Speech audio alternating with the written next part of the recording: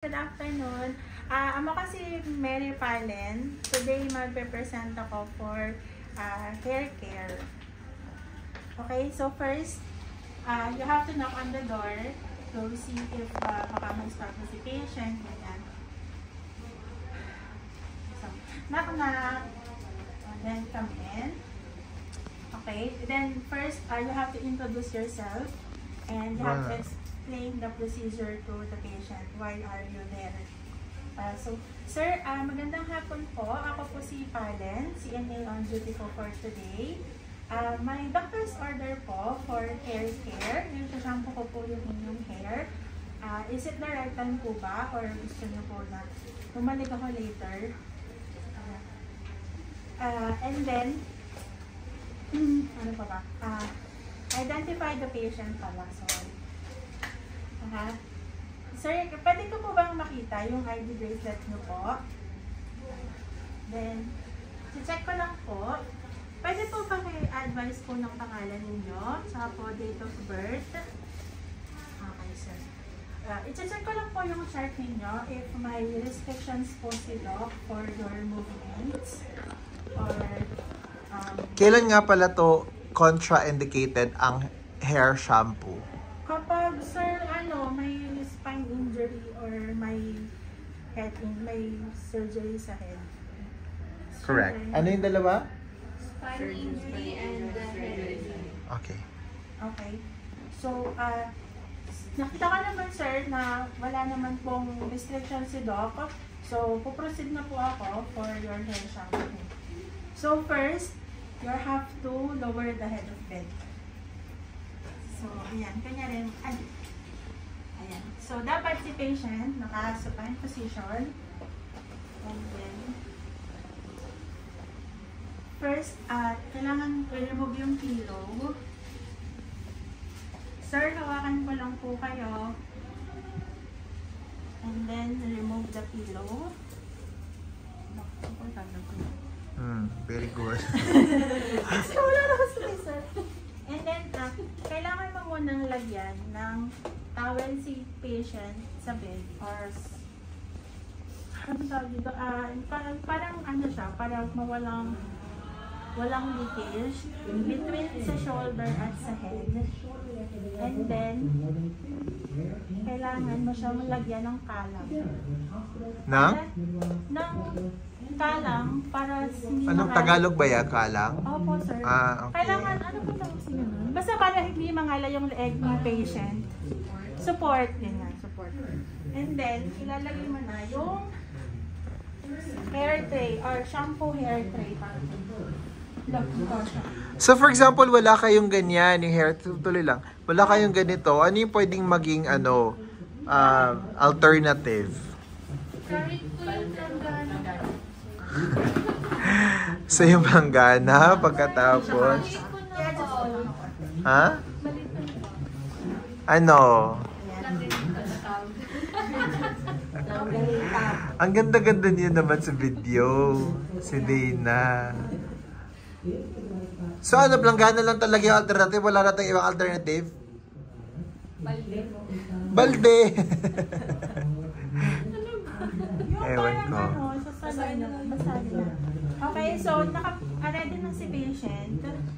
So this time, since hahawakan mo na siya ulit, kailangan mo na mag-gloves. Mag-hand hygiene, tapos gloves. The principle of? No, the principle of microorganism to prevent? Anong cross-contamination? Makahawa or makahawa? Ano yung pinaka number one way to prevent that? Our gloves. Number one. Wash hand. Okay. So, ito na yung side table. Hindi naman ako nagagalit. Yes! Kailangan yung water, warm lang siya. Kasi, kailangan mo pa palang i-adjust yung room temp. Lalo na pag nasa ibang bansa tayo na mas malamig. Paano mo i-check ang water temperature? Sa Siko or bath thermometer. Social? Kung wala ka bath thermometer, Siko. sa Siko, paano mag-check? Ikaw ganun. Ha? Igagano. Saan ba nanggaling yung tubig na yan? Sa, sa sink. So, isang tabo lang talaga dadalhin mo Wala sa kasi, sink? sir, planggana. O, nasaan ang planggana mo? Kunwari, yun yung planggana mo. Sige, kunyari, ayan, may planggana ako. Okay. Nakalagay na siya dyan. And then, check the temperature. Why? Kasi syempre, baka masyadong mainit. Baka makaka-dissipation. Okay, and then you check the temperature para sa'yo, it's okay. How about kay patient? Paano mo i-check kay patient? Saan nga ba yan? Sa forehead ba? So, ipatest mo kay patient, sir. Okay lang ba yung temperature na to? Okay. Sir, okay na po ba? Sabi niya okay na daw. O, paano mo ibibigay sa kanya? Paano mo ipapacheck? Gaso mo sa kamay niya. O, nasaan na? Hindi ko naman nakita yung kamay niya. Sa tapos, kukuha ko ng konting tubig and then ilapit ko sa kanya, ipahano ko sa kanya.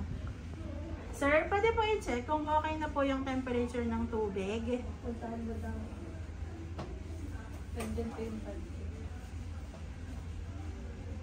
Sa kamay ba?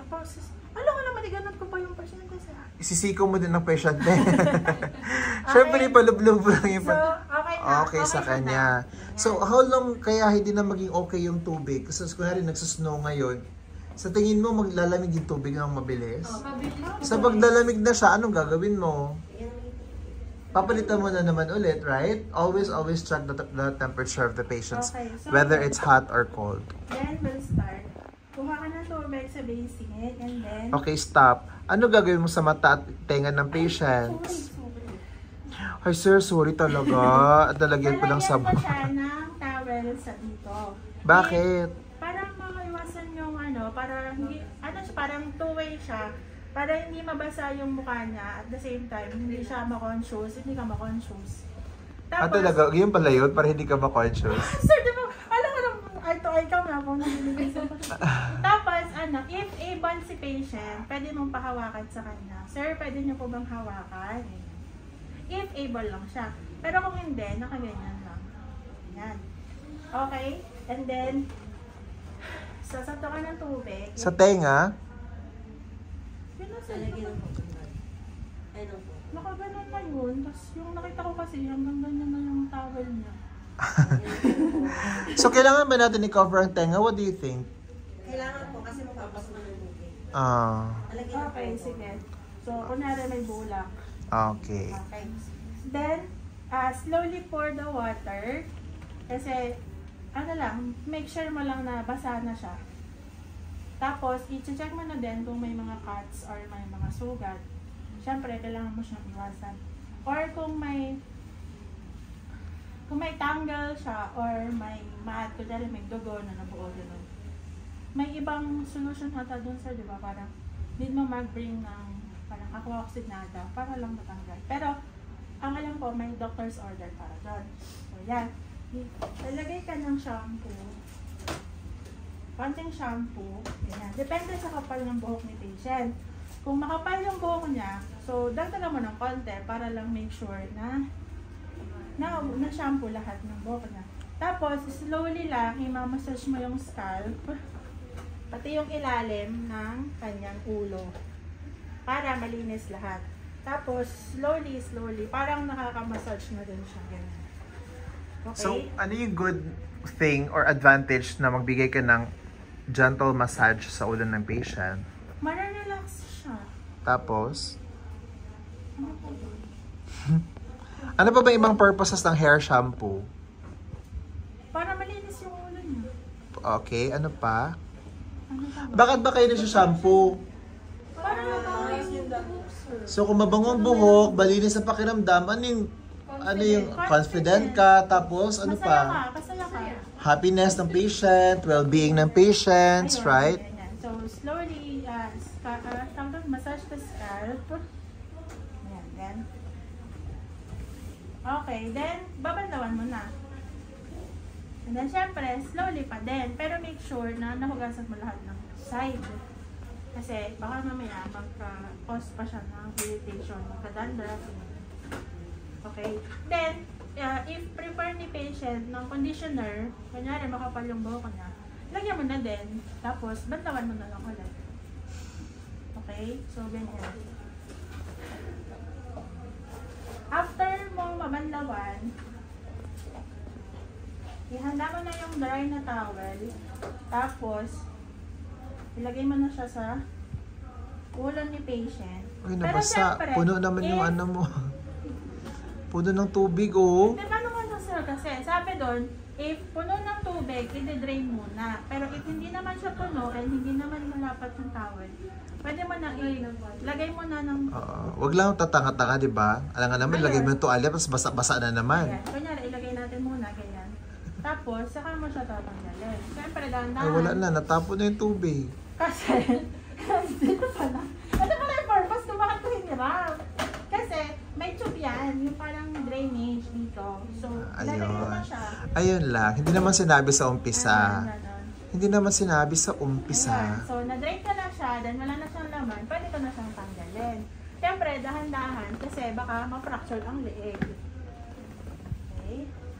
Ano sa ilalim. And then, Tapos tinapon lang ng nurse. okay, so parang pagpa-dry Burara niya, tong nurse pat na. lang din. Make sure na i-check mo yung tenga, tuyuin mo na din. Kasi baka mamaya nagka-tubig, ganyan. Tapos, dahan-dahan pa din ganyan. Tapos, i-check mo si patient. Ay, bakit mo nyo pa yung mata? Tinawanan si patient. Sorry na, Edgar. Tapos, i-check mo si patient if gusto niyang magpa-blow dry ng buhok or gusto niya na matuyo na lang sa hangin. So, Edgar, gusto niyo po ba i-blow dry ko po yung buhok ninyo? Then, tanggalin mo na yung tala. Why do you think ang blow dryer is important for mga Americans or mga Westerners? Hindi kasi sila katulad sa atin na Okay lang, kaya matuyo yung buhok sa hangin. Sa kanila, bago ka dapat lumabas ng bahay. Why? Sir, basta parang ganun. Bakit sa Philippines, better pag lalabas ka ng nabasa ang buhok, ibig sabihin naligo ka? Sa weather or sa climate. Okay, you have a point. Bakit? What do you think? Have you been to Armenia, Georgia, mga malalamig na area, na pag nahanginan ka tas basa ang ulo mo, hindi ba nagkakaroon ka ng headache? Okay. And then aside from that, we have this culture na pag ang babae na lumalabas ng bahay na basa ang buhok, ibig sabihin, either prostitute siya or pokpok yun siya. So, kailangan, if you notice dun sa mga hotels na kailangan talaga may blow dryer, it's because ang kanilang market naman talaga are the Westerners, right? So, expected yun na dapat aalis ang mga tao na dry ang hair. So, number 1, para maiwasan yung pagsakit ng ulo at sipon or something. At saka number 2, para hindi siya lamatag na prostitute or something. Okay? Okay, so yun. So, ilagay naman lang siya. And then, if sanabi ng pasyente na ayaw niya ng blow dry, gusto niya lang na, ganyan. Keep mo lang siya na ganyan. Huwag mo siyang iiwanan na walang cover hanggang basa yung buhok. Hindi ko alam kung baka sipunin kasi. So, nakaganyan lang siya. And then, habang nililinis mo yung ano mo, ibalik mo na lang yung side nails. Kasi syempre, baka mahulog. So, you'll do now your aftercare. Correct? Okay? Okay, ganyan. Tapos yun na. If naman, wala. So, that is yung ergonomic hazard, right? Kasi hindi siya nag-maintain ng body mechanics. So, ganyan ang mangyayari sa inyo. Okay. So, pag ano naman, iba naman yung, ano, may ballpen doon. Iba naman yung setting kapag susuklayan mo lang si patient. Meron kasi, ano na pala to, pag susuklayan lang. Diba, syempre, niliguan mo na siya. Tapos, hindi nga siya syempre, kailangan mo siyang suklayan. So, sa pagsusuklay, make sure lang na alalay lang yung pagsuklay. Kasi nga, baka may cuts, may sores, tapos madaanan mo. So, masakit na. If curly yung hair, magsisimula ka sa baba. Tatanggalin mo muna yung tangle sa baba. Hinahingal ako. Tatanggalin mo muna yung tangle sa baba ng buhok. Tapos, isi-section mo siya. Hindi mo siyang gaganunin ng bigla kasi baka may sabit, masakit. Tapos, if naman, susuklayan mo lang si patient, kunyari, hindi mo siya niliguan. May bisita lang siya, tapos gusto niya lang magpasuklay. Kukuha ka ng, ano kasi tawag dito? Spray? Spray. Tapos, tanong mo si patient kung ano yung comfortable na position sa kanya. Kung gusto niya ba na nakahiga or naka-sitting position, tanong mo siya if saan siya masaya. Tapos, syempre, pag bago mo siya suklayin, dapat i-dump mo muna yung buhok. Make Anong sure na- damp? Parang basa-basa ng konti. So, sprayan mo lang siya. Yung parang bago tayo gupitan, di ba? Ginagano yan. Make sure mo muna na mamasa-masa yung buhok niya, tapos saka mo siya susuklayin. Ang pagsuklay from the scalp, kasi nga, di ba, parang ma-exercise yung scalp, magkakaroon ng circulation ng dugo sa anit niya. Tapos yun lang, pababa. Pero dahan-dahan. Parang yun lang.